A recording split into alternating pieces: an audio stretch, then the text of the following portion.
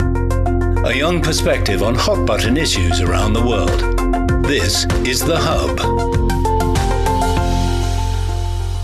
U.S. President Donald Trump has arrived in Beijing for a state visit, where Chinese President Xi Jinping held a welcome ceremony at the Great Hall of the People at the heart of Beijing ahead of their formal talks.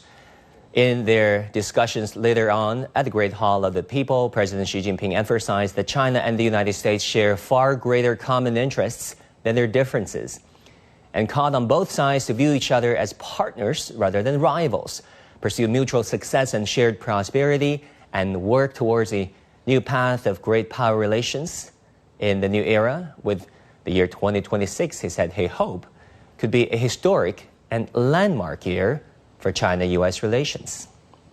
Now, against this backdrop, how should we understand the significance of this high-level engagement, and what does it suggest about efforts to guide China-U.S. relations towards greater stability and predictability? Now, joining me in Hong Kong is Li Cheng, founding director of the Center on Contemporary China and the World at the University of Hong Kong.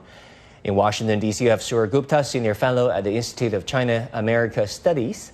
And here in Beijing, we have Zhao Hai, director of International Political Studies at the National Institute for Global Strategy and the Chinese Academy of Social Sciences. Welcome to all of you. Dr. Li, why don't I start with you? We've heard pretty positive statements at the opening session from President Donald Trump and also from President Xi. Donald Trump basically said that he believes China-U.S. relations will be better than ever. President Xi said that he hopes the year 2026 can be a landmark, a historic year for China-U.S. engagement. What is your reading of the opening statements and of this state visit so far? Well, it's really quite moving and really wonderful. If you look at the past 9 years, even longer, U.S.-China relations are really in terrible shape. And some people in Washington, including some political leaders, threatened to end educational, economic, even energy relations, not to mention about the science and technology cooperation or meal-to-meal relations. These are all in jeopardy. But now you look at the two leaders, they wanted to put that relationship back in track. And one term President Donald Trump used frequently is friend, and the friendship refer to China and refer to Chinese leaders. This is extremely important in the background that actually almost 9 years ago, some bureaucracy in the U.S. treated China as a rivalry or even enemy. But that certainly President does not belong to that group. That's very, very significant. I hope that it will have a very important impact. Now, American people will ask that our president is in China. Why, whether you are scientists or students, we cannot be in China, or business leaders. And also other countries like in Europe or some of our American allies to think that the U.S. president wanted to engage with China. Why can we not do that? So this will have domino effect on American people's views of China and also on the other major powers and many other countries, how they look at China, look at this very important bilateral relationship in our time. Indeed, the world is watching, and not the least of which the White House press corps that is traveling with the president, who are out and about on the streets filming and interviewing. They're more than welcome, by the way, to see what China is like, modern-day China is like for themselves. Now, Dr. Zhao Hai, why don't I ask you about this? Because we've seen warm words exchanged at the Great Hall of the People during the opening statements of the two leaders. President Xi said he believes this year can be historic, and the two sides should explore ways for a new type of great power relations interaction. President Donald Trump, of course, said President Xi is a great leader. He kept saying that President Xi is a great leader, and he truly believes that. What's your take? I think that shows both leaders of two countries sort of pay a great respect to each other, and also deem this very important and historical meeting as a critical juncture, a landmark or a watershed, whatever you call it, a very critical moment in history that will define the future of bilateral relationship. As you described, the world is watching, and everybody is worried about and concerned about because of last year's both countries' friction with each other, and they're looking forward to a more stable and future forward-looking China-U.S. relationship, because this has importance around the world, has implications around the world. And I think the beginning words from both leaders show that they have the willingness and they understand the importance of this bilateral relationship moving forward, that has not only very important implications for bilaterally, but also regionally and globally. So I think at this particular moment, if you look into the words, President Xi particularly posed a very strategic and historical question about how to jump out of the so-called Thucydides trap. And President Trump answered with not only that personally the two can work closely with each other and solve problems very quickly, but also saying he also believed that economic and financial relationship, the trade relationship is the foundation or ballast of the bilateral relationship. So we're looking forward to the outcome of this very important bilateral meeting and also the rest of the visit. A lot is at the stake. This is a two-day state visit with a lot of details to follow. Now, Sura, in Washington, D.C., how are people in the Beltway talking about this state visit? The U.S. media are reporting this nonstop, as far as I understand. What does Washington hope to be achieved through this presidential summit? In Washington, there's obviously people are watching very closely, particularly within the Beltway, but for mixed reasons. One of the main reasons, of course, is, Donald Trump is still very, very powerful. He is leaking political capital, but he's still very, very powerful in Washington, and particularly within the Republican Party. So what he says and does in Beijing has immense ramifications and binds the party and the country, of course. And so there is a degree of apprehension here that I hope that he doesn't go be disruptive, he isn't a loose cannon, that he doesn't give the store away. So there is that degree of apprehension. But at the same time, I think there's a genuine sense of respect that China is powerful, that China has become a peer, that particularly during the state visit, that President Xi might have more leverage over Mr. Trump than Mr. Trump has over Mr. Xi. There's an element of respect in that China needs to be treated respectfully, even if they would like it to be deemed a rival and an adversary.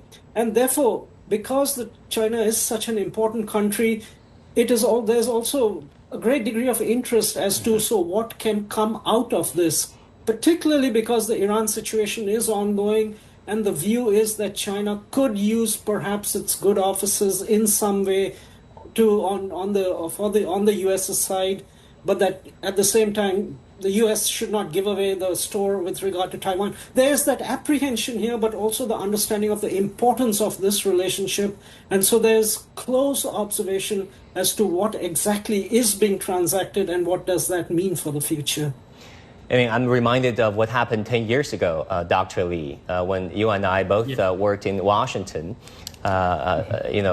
Serious scholars such as yourself, David Lempton, and others, pointed out as early as 10 years ago that a tipping point, an inflection point is coming for China-U.S. relations. Nobody would believe that. And that was followed by, shortly after, by a state visit of none other than Donald Trump, then president and now president again, to China. And obviously he's back in China again. And you said this time that if China-U.S. relations can be sustained, the sustained stability can happen for over a decade, that will reshape the trajectory of China-U.S. relations of the future. What do you mean by that? What I mean is that we certainly understand there are a lot of challenges, especially you refer to David Lampton or Michael Lampton 10 years ago. He said it was a tipping point. It's largely because of China's ever-growing power. As the previous speaker said, China has more leverage because China is stable, China is a rising power. U.S. has a lot of problems. Actually, President Donald Trump recognized this problem. His catchword to make America great again, meaning that America was no longer great, so should make it the great again. So he certainly understands America's problem. So that they need to fix that problem. Now, so that's actually part of the reason Americans, in some of the establishment, become fearful of China. They become lack of confidence of America itself. But now this relationship, this visit, I think that we're not completely changing direction because there's some structure problem because of fearful of some people about China, although this fear may not be well-grounded, but you can understand that. The real significance of this visit is to prevent the free fall or this downward spiral continue forever. This is extremely dangerous. Now, when President Donald Trump called China as a friend and talk about the importance of communication, you can call me, I can call you. This is very, very important. So this is certainly undermine some of the sentiment in Washington, treat China as an enemy. So that may not completely change the dynamic in the U.S., but certainly give an opportunity for more positive development, certainly resume educational or even enhance educational, culture, people to people, and also economic cooperation. You look at the delegates, there's so many business leaders, certainly the shopping list is overwhelming. It's very, very significant. I hope that will deliver. Well, Dr. Li, I want to pick up where you just said. You think the strategic narrative in Washington can somehow change in a top-down manner, given the power and the influence and the podium of Donald Trump, and somehow, and slowly but surely, more people will see China in a more positive light because of a change of tone and rhetorics of the president.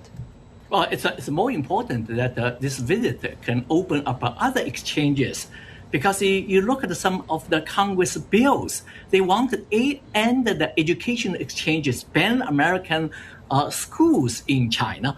They will not allow scientists or give tremendous hurdles for scientists to visit China. Certainly now, as I said earlier, that Donald Trump, the president of the United States, visits China. Why can other people visit China? So I think this kind of engagement certainly challenge the sentiment, the overarching sentiment of decoupling. So that's significant. I hope that it will pave way for more exchanges. It will not be easy.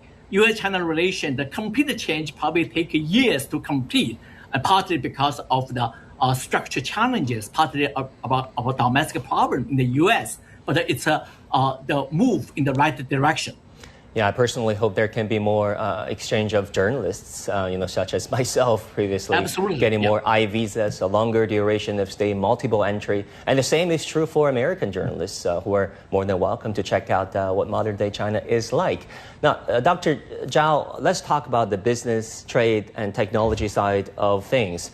We've seen the delegation that consists of the likes of Jensen Huang, the boss of NVIDIA, Elon Musk, the founder of Tesla, Tim Cook, so on and so forth. And in the meanwhile, a trade negotiation is underway, not in China, but in Korea. What do you make of all this? Well, you have a very strong list of CEOs coming to China. As President Xi described them, the top-tier firms. He said he invited 30, and now 16 are coming. And last minute, of course, we've seen Jensen Huang sort of jumping on the plane. In Alaska, not in Washington. In Alaska, exactly. I'm wondering why. And that shows Anchorage. That actually shows the complexity of the issue, right? Whether or not this is very significant. But we can divide these kind of lists into different parts. One part, there's a group of CEOs and companies are trying to expand their business, increase their market shares in China. So that is because China is a really unified big market in the world that are indispensable. The second group of CEOs are seeking purchasing. So for instance, selling more agricultural products, sell more energy, sell more airplanes, engines. So these are the companies are seeking to gain more from the trade. And the third part of the companies are financial companies. They're like MasterCards, Visa, and also financial service, wealth management companies like Blackstone, BlackRock. They're seeking to have more financial services provided in China, in Hong Kong, and in both countries in the global market that will benefit their business. So all in all, if you look go through the list, you can see that actually China and U.S. business ties are going very deep. They're mutually beneficial. And even though, given the current distrust between the two countries, strategic competition, these companies still benefit a lot from the bilateral trade, from the global ties on supply chains. So moving forward, I think it's critically important that China and U.S. reach a deal, not only on purchasing, but also on tariff, on technology, on many of the important issues, so that maintain stability that are really beneficial to both countries and other world looking at whether or not the two countries can work out a solution to maintain stability, because the global supply chain really depend on the two countries looking at each other and not really upset the relationship. I mean, say China is a big market and a growing middle class. I mean, if China, who craves for some of the American products and produces, so say if China agrees to buy more soybeans and the like from the United States, to what extent do you expect technology sanctions to be reduced on the part of the United States? Well, I think it really depends on the U.S. definition of national security and whether President Trump will accept that higher level of mutual trade and investment will increase, not decrease, national security, and actually increase the trust and mutually sort of win-win situation will bring a better situation between the two sides. I think the ball is really in the U.S. court, and particularly over the years we can see the U.S. Commerce Department, their BIS, is increasing their entity list, increasing their export control, and China sort of having more and more countermeasures. So in order to de-escalate, it's very important for the two top leaders to establish trust between the two sides and then go down the list so that on the working level, people will work out a clear parameter defining what is sort of sensitive technology that they don't want to export and what should be given to the market to decide whether they want each other.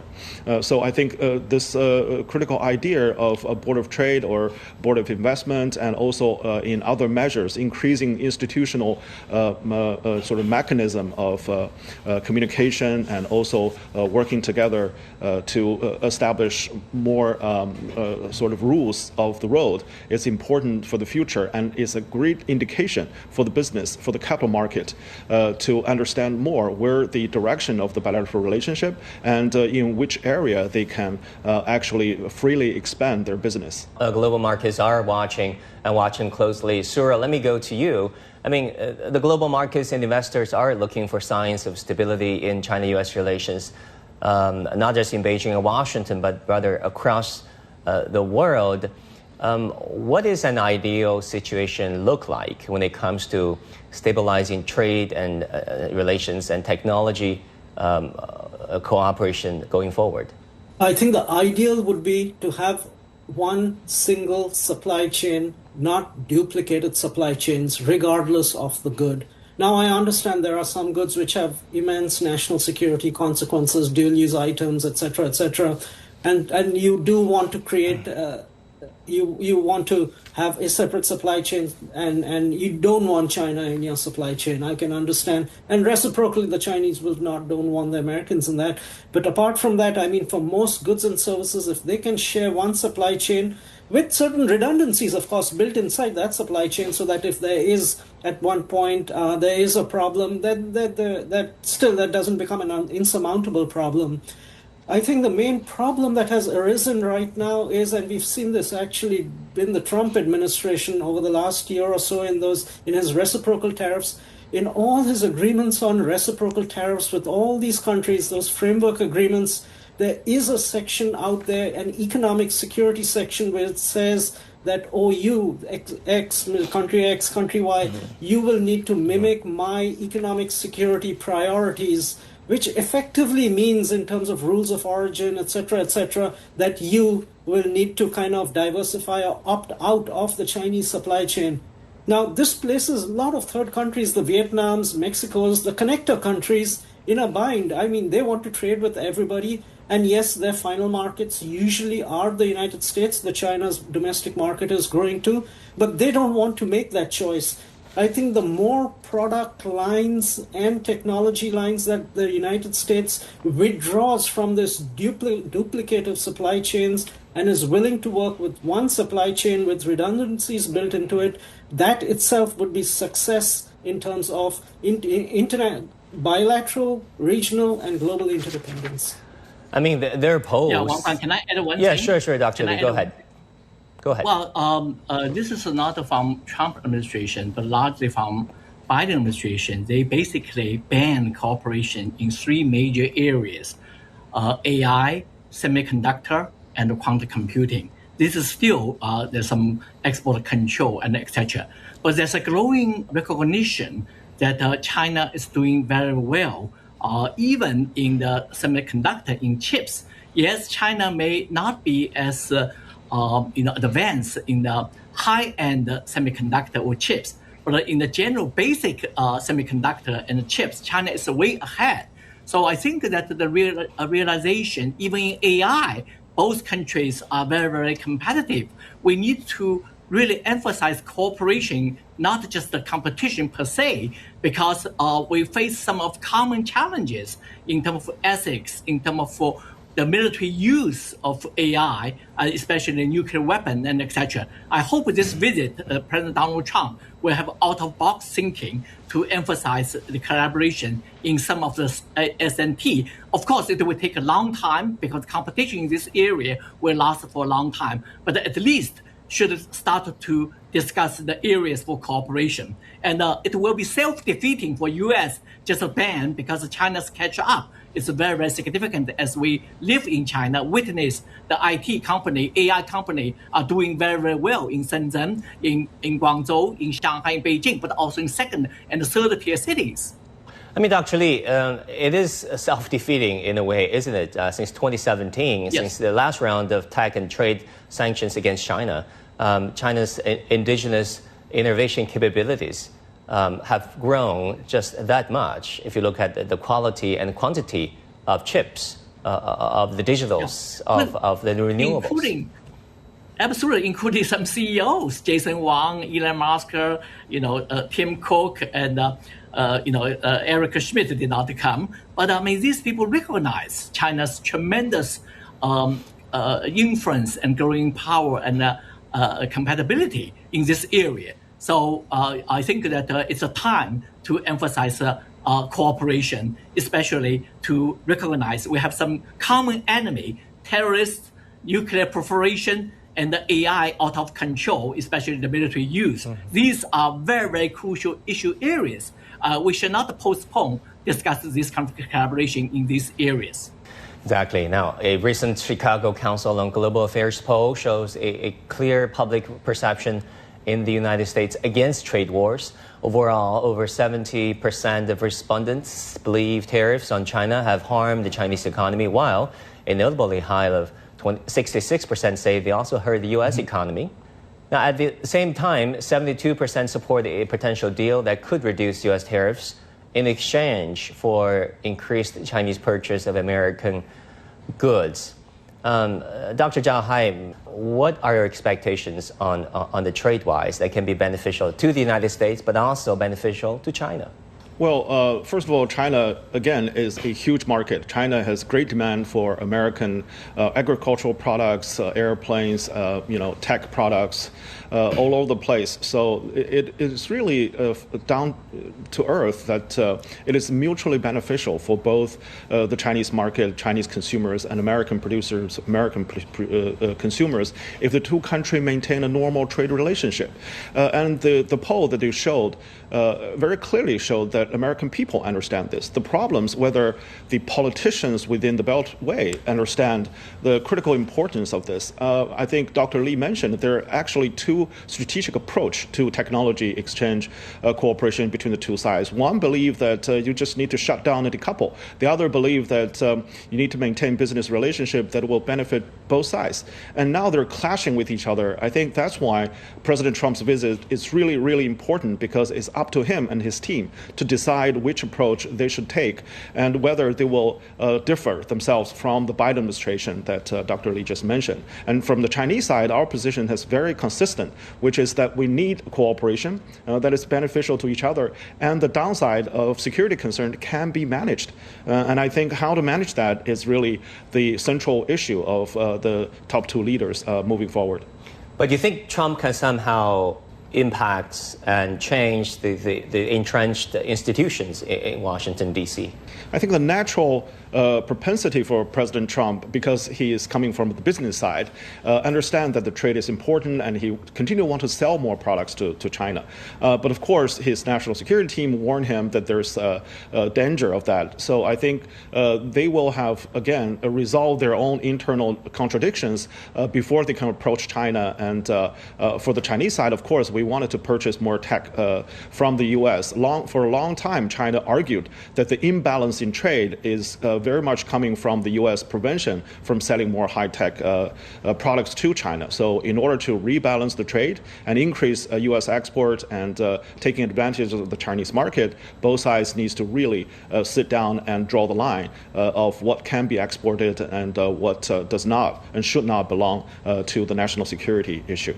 All right, gentlemen, I want to thank all of you for your fantastic insights. Dr. Li, Dr. Zhao Hai, and Sura in Washington, D.C. Thank you all so very much. And that will do it for this edition of The Hub. Our programs continue on CGTN. Stay tuned and see you next time.